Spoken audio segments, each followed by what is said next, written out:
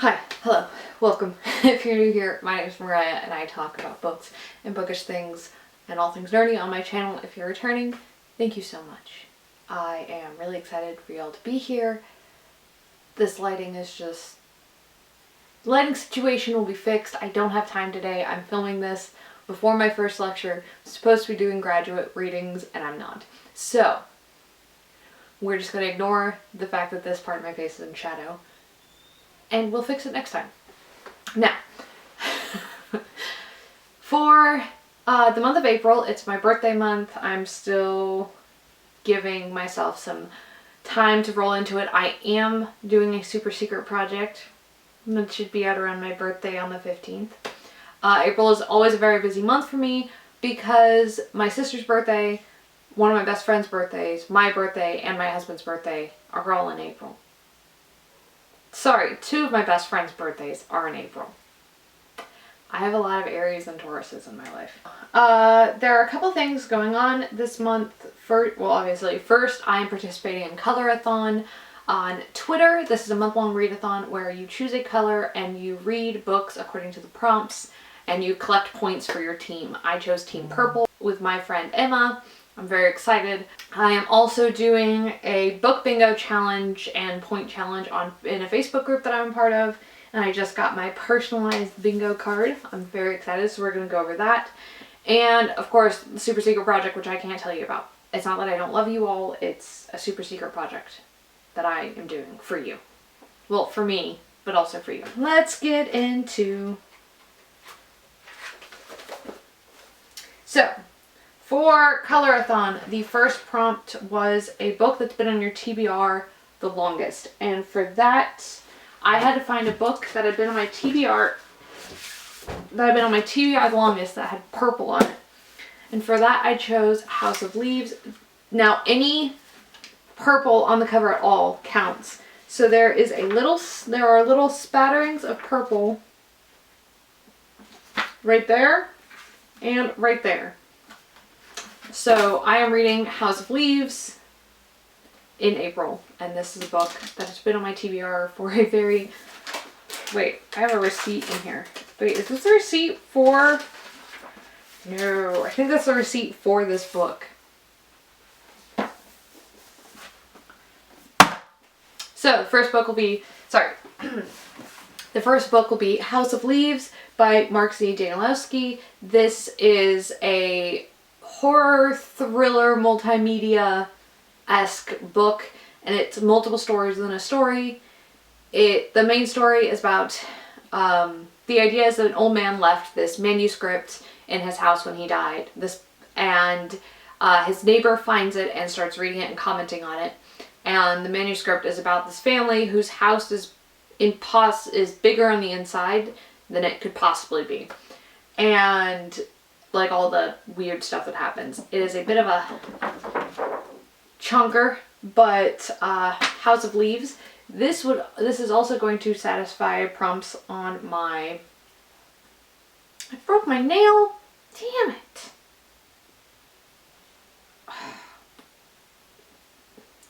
File that. I broke my nail.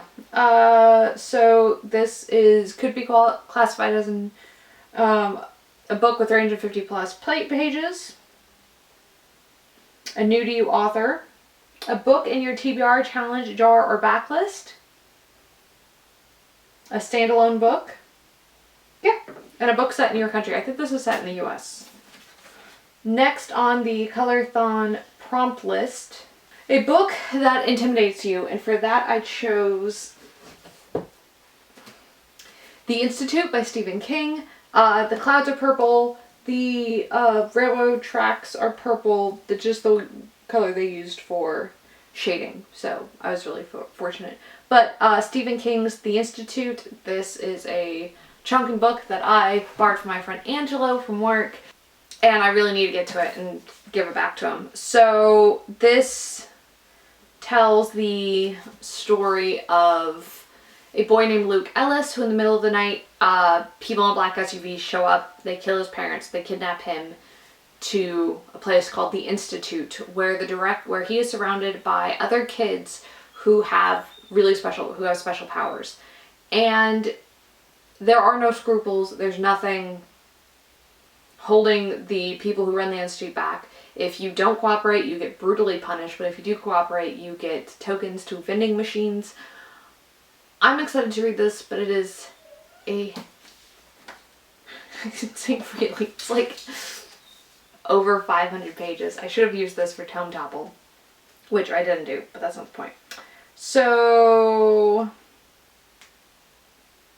I guess this is technically urban fantasy, but we're not going to count it.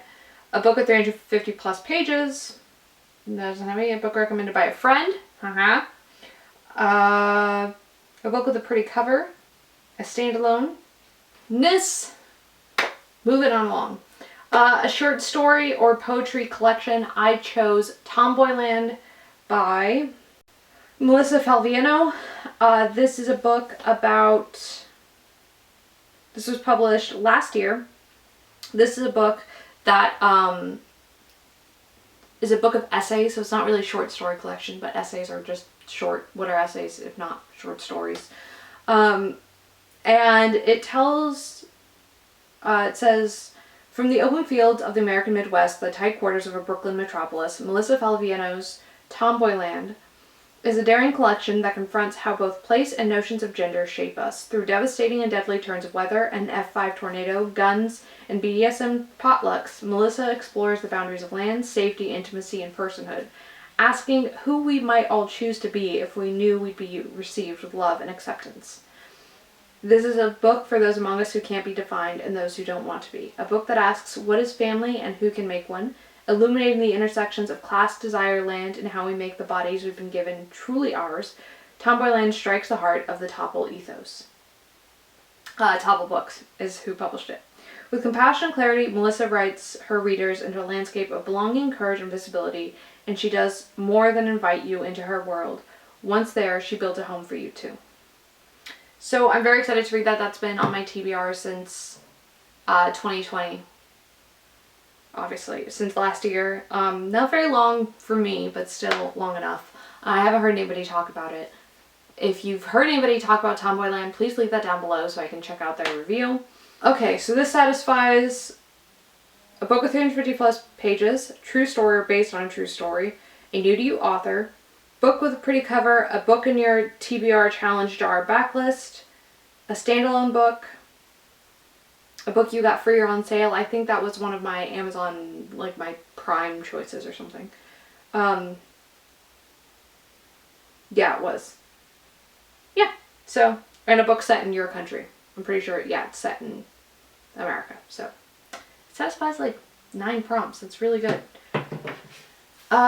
Next, a book you can read in one sitting, and for that I chose The Body is Not an Apology, The Power of Radical Self-Love by Sonia Renee Taylor, forward by Ijeoma Olu. This is a nonfiction book about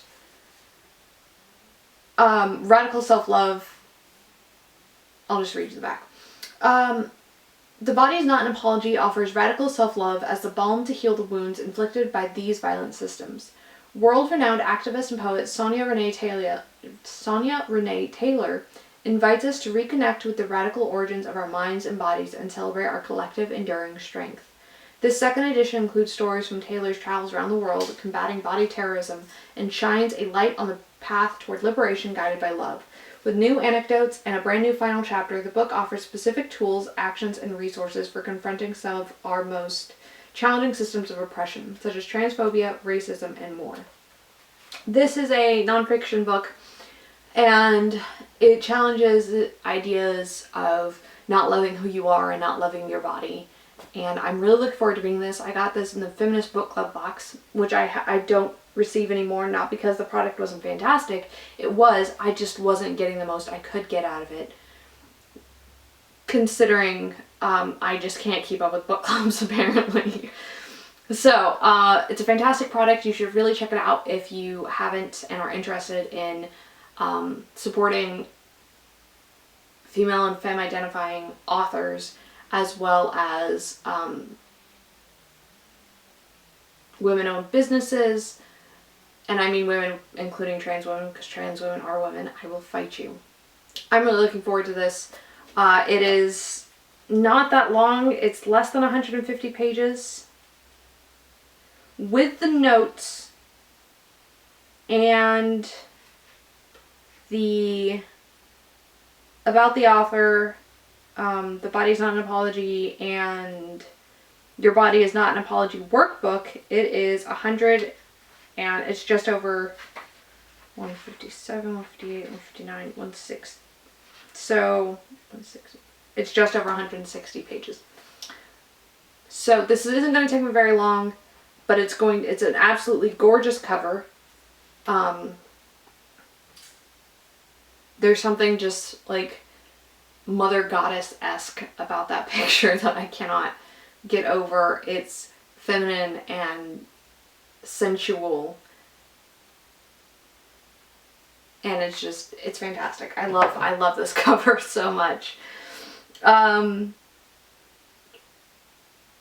True story based on true story.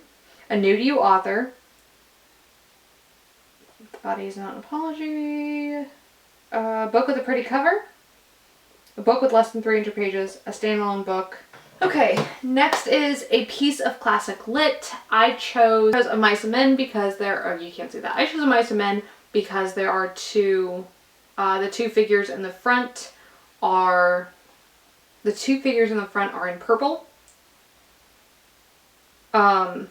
And this is one of John Steinbeck's work. It's set during the Dust Bowl era, so during the Great Depression and after, when the United States was being plagued by a big famine, and there was a lot of migration from the Midwest where soils had been dried up and overused and had created the Dust Bowl with giant dust storms. They were migrating west out to California. And it's a novella. It's really short, but it narrates the experiences of George Milton and Lenny Smith, two displaced migrant ranch workers who moved from place to place in California in search of new job opportunities during the Great Depression in the United States.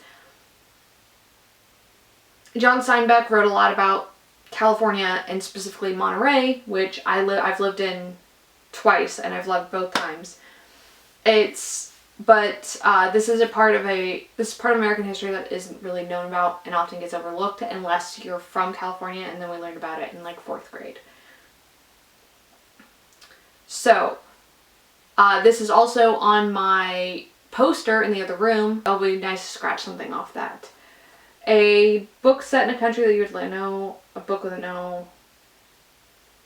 Nope. A new to you author. I've never read Steinbeck.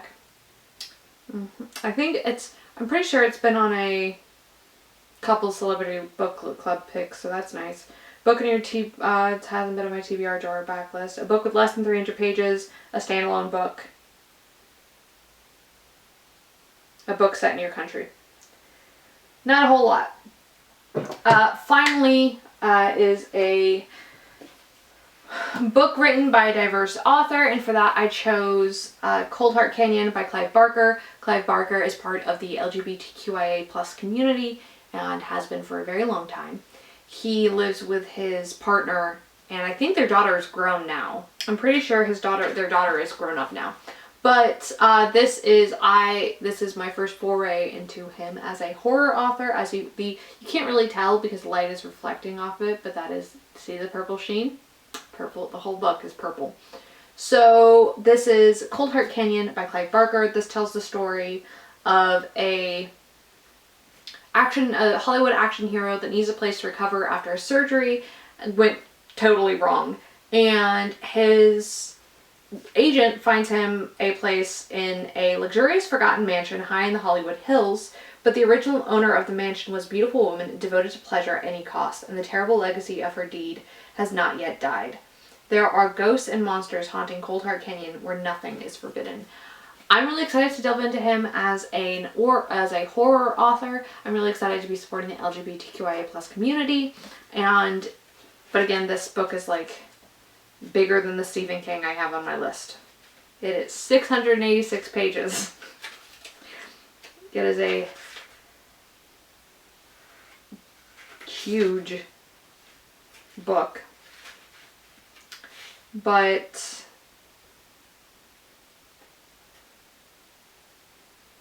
I really enjoy his works, such as The Thief of Always and the Abrat series, which I've talked about incessantly, so I'm not going to talk about it here. But you should really check out the Abrat series and The Thief of Always. I've given all 3 books in the Abrat series so far 5 stars, and I've given Thief of Always 5 stars. So an urban fantasy, I guess. Not really urban fantasy, but urban horror. Book of 350 plus pages. A book that helps you escape reality. A book with a pretty cover. A standalone book. A book you got for free or on sale. I got this for like $3. I literally $2.95. I got this for $2.95. Look at this. It's $2.95. Support your used bookstores, folks. Yeah, and a book set in your country. I'm from the US, so this is perfect. There's also my secret TBR, but I'm also going to be reading Heartforger, which is the Heartforger by Rin Chupeco. This is the second book in the Bone Witch series, and it's a buddy reading with my friend Emma, and it's the ending of The Bone Witch, the first book in the series, left me with some serious questions. So you're following 2 separate timelines in the story. You're following her now and her as she was when this whole, to show how she got to where she is now. And she is a